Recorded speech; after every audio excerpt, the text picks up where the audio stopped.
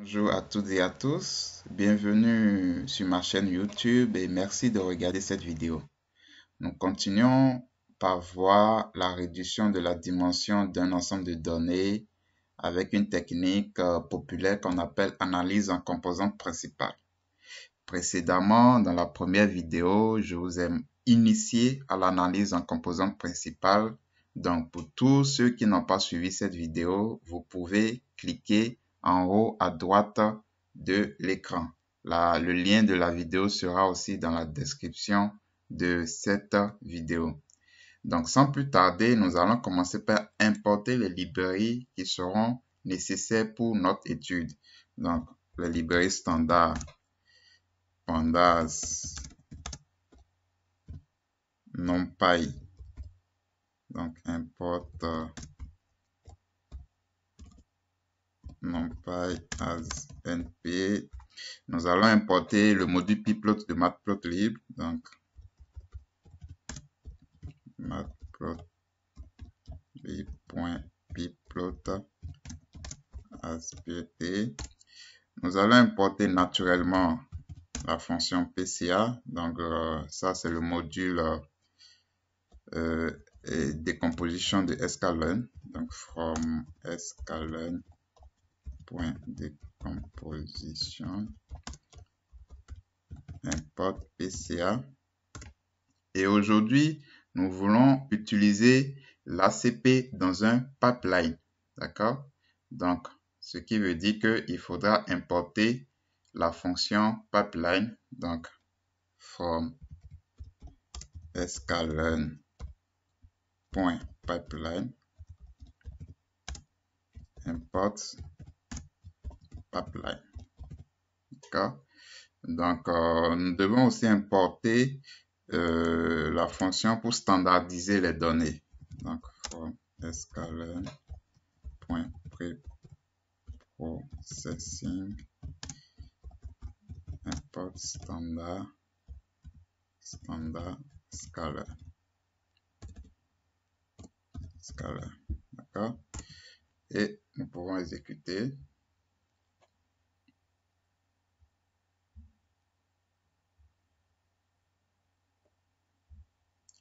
Alors, le jeu de données que nous allons utiliser pour ce petit exercice, c'est un jeu de données fourni par ce journal of Statistics Education, qui contient plusieurs données pour ces exercices en statistique. D'accord? Donc, vous pouvez aller sur le site, voici le site, et trouver des centaines de données pour vos exercices en statistique. Donc, vous pouvez consulter la description ici de notre jeu de données. Donc, il s'agit de mesures de caractéristiques de poissons. Donc, vous avez 159 espèces, 159 poissons de 7 espèces différentes, d'accord, dont on a mesuré certaines caractéristiques. Donc, la longueur, la largeur, etc. Voilà la description. Et ici, vous avez le lien pour télécharger les données. D'accord? Le lien de ces données. Donc ici, on va tout juste copier. D'accord? Et importer avec la fonction read_csv de pandas. Donc, vu que les données n'ont pas d'entête, encore ici, j'ai spécifié les entêtes sur la base de la description. Et je vais commencer par importer. Donc, je dis fiche pour 10 poissons. Donc, égal pd read csv. D'accord, je colle avec CTRL V. Alors, ici, attention, c'est un fichier TXT, donc délimiteur, il faut spécifier. Ici, c'est S+. Donc, anti-slash comme ça, S+. D'accord, vous pouvez aller sur l'aide de la fonction read_csv pour voir les différents types de délimiteurs qu'on a. Spécifier qu'il n'y a pas d'entête. Et ici, il faut nommer explicitement les variables. Donc, ici, j'ai déjà créé une liste columns. Donc, je dis names égale columns pour dire les variables prendront comme nom les éléments de cette liste. D'accord? Et quand c'est fait comme ça, on peut afficher notre jeu de données. Vous voyez? Donc, nous avons un jeu de données avec 1, 2, 3, 4, 5, 6, 7, 8 variables. D'accord? Il y a des données manquantes au niveau de la colonne 16. D'accord? Que nous allons supprimer. Nous allons aussi supprimer la colonne species. D'accord? Donc, suppression des colonnes. Pour le faire, c'est très simple. On va le faire avec la méthode drop. Donc, fiche.drop. J'ouvre les crochets, je mets, bon, si vous voulez que je mets colonnes égale, comme ça tout le monde comprend bien, species, donc la colonne species et la colonne cesse, d'accord? Et vu que je ne veux pas créer de copie de la data frame, je dois mettre un place égal à true. Comme ça, il fait la manipulation directement dans notre jeu de données fiches. Et ensuite, ce que nous devons faire, c'est de... Bon, peut-être on va afficher d'abord ce que ça donne. Donc, code, je colle ici. Attention. Ces étapes, je vais les mettre ici. D'accord? Et afficher les informations de fiche à présent. Donc, fiche.info. Alors, vous voyez, j'ai 159 observations, d'accord, 6 colonnes, et j'ai une valeur manquante au niveau de la variable weight, qui veut dire le poids, d'accord. Donc, il faut que je remplace cette valeur manquante. Soit je la supprime, d'accord, soit je la remplace par la moyenne de la série. Donc, moi, je préfère la remplacer par la moyenne de la série. Donc, je fais fiche, tac, je choisis weight, d'accord, égal. Fiche weight encore. Donc, j'utilise la méthode .fill_na et je remplace par la moyenne de cette variable-là. Donc, ça, .min. Attention, il faut spécifier à 6 égale à 0. D'accord? Maintenant, je peux afficher maintenant pour voir est-ce qu'il y a des valeurs manquantes dans ma série. Donc, avec isNA, j'ai un tableau booléen, donc ça me retourne en true si il y a des valeurs manquantes au niveau d'une observation ou false dans le cas contraire. Et puis en faisant somme, d'accord, j'aurai le total des valeurs manquantes par colonne. Donc j'affiche. Donc je n'ai plus de valeurs manquantes. Alors, je vais appliquer l'ACP. Pour ceux qui ont regardé la vidéo sur l'initiation à l'ACP, il y a plusieurs étapes pour faire une ACP, d'accord? Il est bien de transformer les données en un tableau NumPy et les standardiser et après appliquer l'ACP, d'accord? Ici, ce qui serait intéressant, c'est que nous allons mettre toutes ces étapes dans un pipeline. Donc, tout d'abord, je vais créer un tableau NumPy, d'accord, 2 dimensions à partir de ma data frame. Donc, je vais faire un fiche array.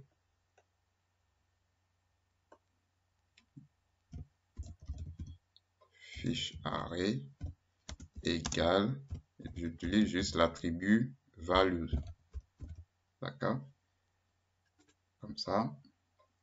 Donc, fiche array, un tableau NumPy 2 dimensions. Maintenant, je dois créer un objet pipeline qui va regrouper les étapes de standardisation ainsi que d'analyse en composante principale. Ça, c'est l'avantage d'un pipeline. Ça regroupe des étapes. Donc, pipeline, en parenthèse, je mets un crochet. D'accord? En parenthèse, la première étape que je vais nommer scalar.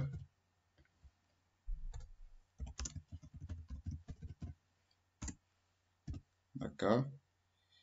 Et la deuxième étape d'analyse en composante principale que je vais nommer PCA. Donc, j'initialise une classe PCA. Et voilà mon objet pipeline. Et cet objet-là, je vais l'entraîner avec mes données fiche array. Donc, le code est là. Et je peux commencer par visualiser les résultats. D'accord? Donc, avec des bar plots, des diagrammes en bande. Donc, ce que je vais faire, c'est afficher et en abscisse qui me mette le nombre de composantes qu'il a utilisé. Et par défaut, nous savons que l'ACP utilise comme nombre de composantes le nombre de variables originelles. D'accord? Ici, j'en ai 6.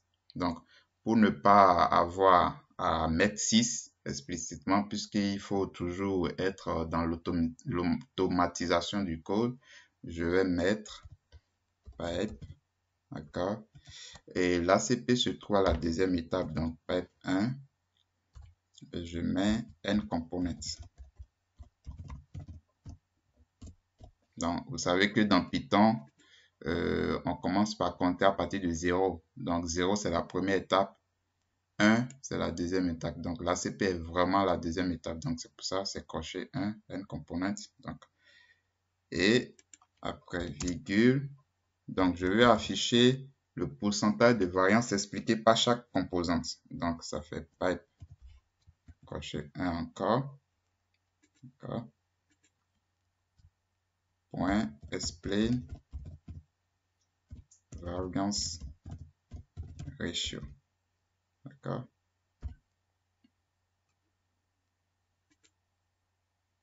Donc, ici, ce range-là, le nombre de composantes, c'est 6. Donc, je pourrais mettre range 6, mais je veux, il faut toujours essayer de mettre vos résultats dans des variables comme ça. Au cas où ça change en haut, ça va changer automatiquement tout ce que vous avez après.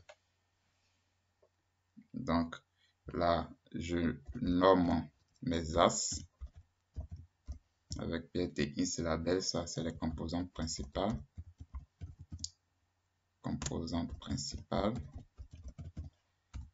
Et l'ordonnée, c'est le pourcentage de variance expliqué. PTY, label, pourcentage de variance. D'accord? Et j'affiche quand même ma graduation. Donc, je code ça, qui me fasse la graduation de 0, 1, 2 jusqu'au nombre total de composantes. Et finalement, j'affiche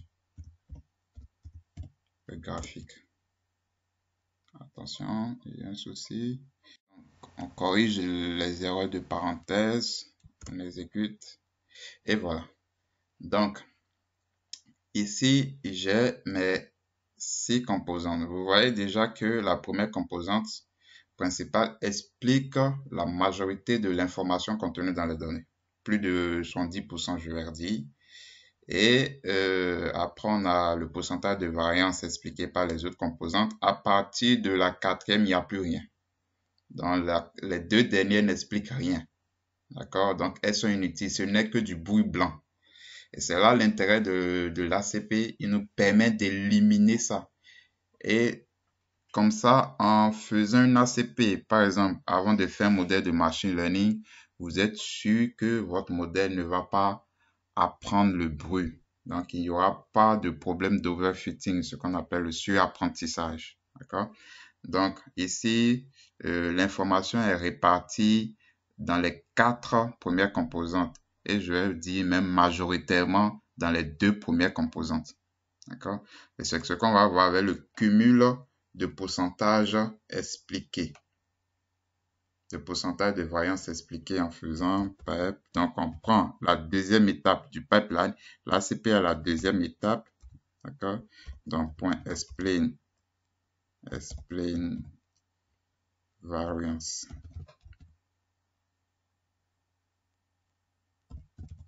Variance ratio.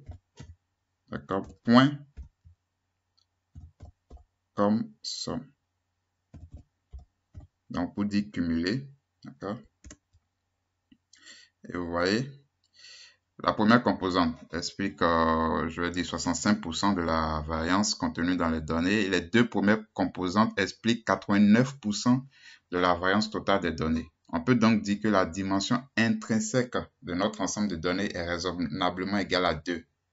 Ce que nous allons faire alors, c'est de transformer la data frame originelle, qui est de 6 variables, en une data frame maintenant de 2 variables, donc 2 composantes principales. Et pour le faire, on va juste copier ça, d'accord? Comme ça, là, on change, on peut mettre pipe 2. Et ici, on va spécifier le nombre de, explicitement, on va spécifier le nombre de composantes. On va mettre 2 composantes. Et on va transformer les données maintenant. Donc, fiche, on va dire fiche transform égale pipe 2.fit transform, d'accord, fiche array.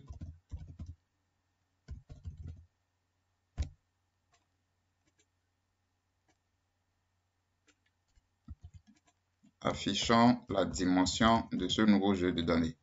Vous voyez, ici, première étape, on standardise. Deuxième étape, on fait un ACP avec 2 composantes principales, les 2 premières composantes principales. Et on utilise cet objet pour transformer nos données originelles, notre tableau NumPy originel. D'accord? Et vous allez voir ce que ça donne. Alors, au début, nous avions 6 colonnes. Et maintenant, nous avons un jeu de données avec 2 variables. D'accord? Donc, si vous voulez, je vous affiche fiche array shape. .shape. Ça faisait vraiment 6 colonnes au début. Et nous allons transformer maintenant en 2 colonnes. Donc, on peut afficher fiche transform.